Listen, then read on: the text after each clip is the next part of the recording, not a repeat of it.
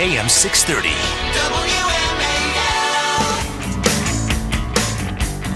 Hello, good morning. Welcome to Tuesday, 7:07 here on Mornings on the Mall. Joining us in half an hour, Wesley Denton is Senior Advisor for the Office of Management and Budget with Trump's proposed 2020 wish list.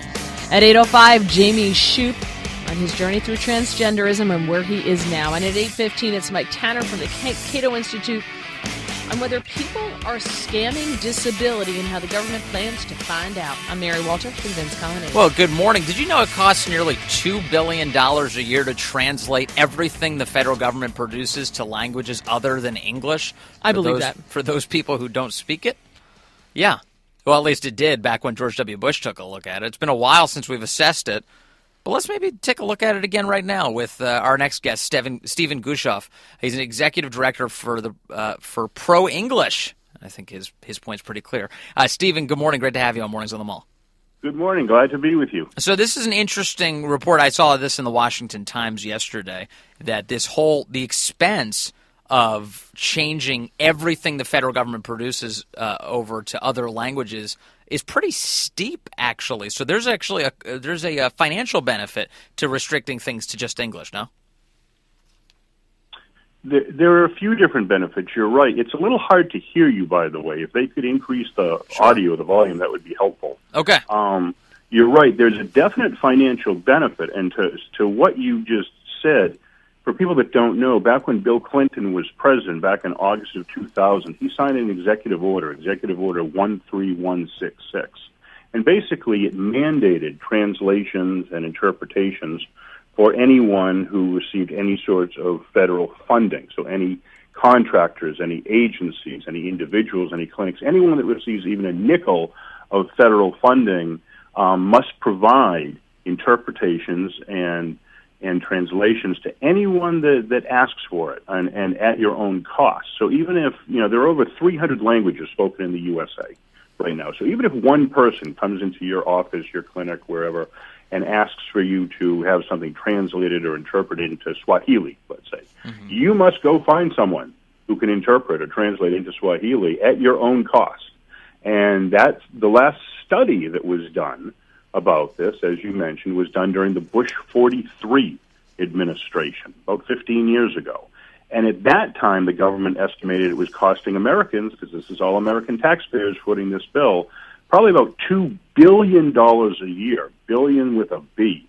And so think of it, over the past 15 or so years, it's probably been at least $30 billion, if not more, that American taxpayers have spent on government-mandated, government-forced translations and interpretations. And so what we're doing here at ProEnglish, and people can find more information at proenglish.org, is that we are requesting that President Trump at the White House sign a new executive order, which in effect would repeal and replace President Clinton's executive order, a new one making English the official language of the USA and getting rid of this government mandate that if you receive even a nickel of federal funding, you have to provide these very, very costly interpretations and translations. You know that the Democrats, because the president would do this, if he does this, they're going to be against this. It's very difficult to hear you. I'm sorry. Please have them increase the audio or the volume. Okay, I'm going to speak louder and see if this helps. Hopefully you can hear me now.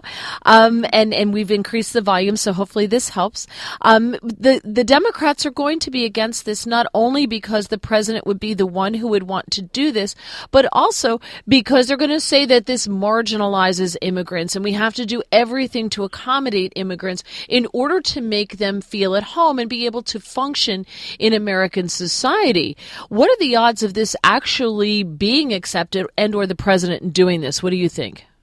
Well, we know that we have friends in the White House. And, in fact, even just yesterday at the White House press briefing, Sarah Huckabee Sanders was asked a question by our friend John Gizzi of Newsmax. And Sarah Huckabee Sanders, in response to Gizzi's question, said that making English the official language of government is the position of the White House.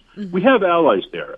We at ProEnglish, we've had 5 meetings already at the White House with different aides to President Trump and Vice President Pence about doing an executive order and also about administration support for the congressional bill known as the English Language Unity Act, which would make English the official language of government operations. We know, for instance, that many times when President Trump was campaigning, he would frequently say on the stump that in order to assimilate in this nation, you need to speak English. Yeah. And that's another major issue with regard to official English, is the cultural assimilation issue, where it's important for immigrants to our shores to be able to speak English. English is the unifying common historic language of this nation, and if you learn English, if you immerse yourselves in it, and you become proficient in it, you're going to have a better shot at the American dream.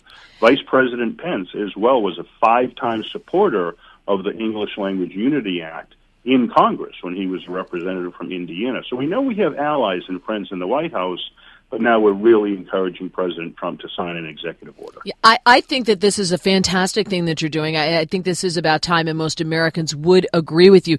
The meetings that you had at the White House, who started that? Did you approach the White House, or were you approached by them to discuss this? We approached them. We have, different friends who are aides to the White House, and we don't disclose specifically who we met with.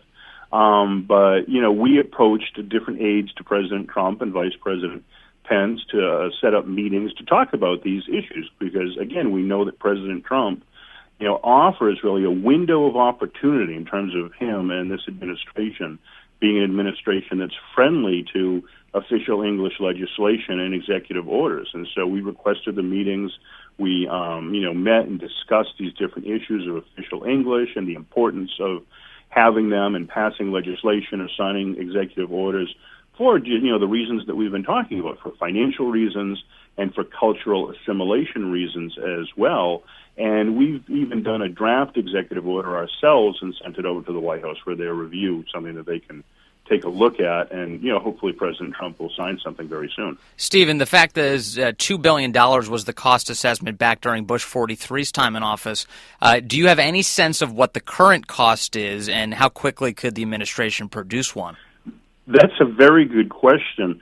The government has not done any studies since that Bush 43 study, and I almost think that they're afraid to do so, because if it was $2 billion a year 15 years ago, it's quite likely that the number is something north of $2 billion, since that time. So we don't have a specific number because the government refuses to do any more studies, and I think they're afraid to show what the actual cost is. One other point I'd make is that there is a representative in Congress, Sam Graves. He's from Missouri, and he is filing something called the COST Act, C-O-S-T, which basically would require the federal government to tell the American public exactly how much is being spent in translations and interpretations by the government and by others, in this nation. And so we support the COST Act as well. But the government itself hasn't done anything in 15 years because I don't think they want to know the true number.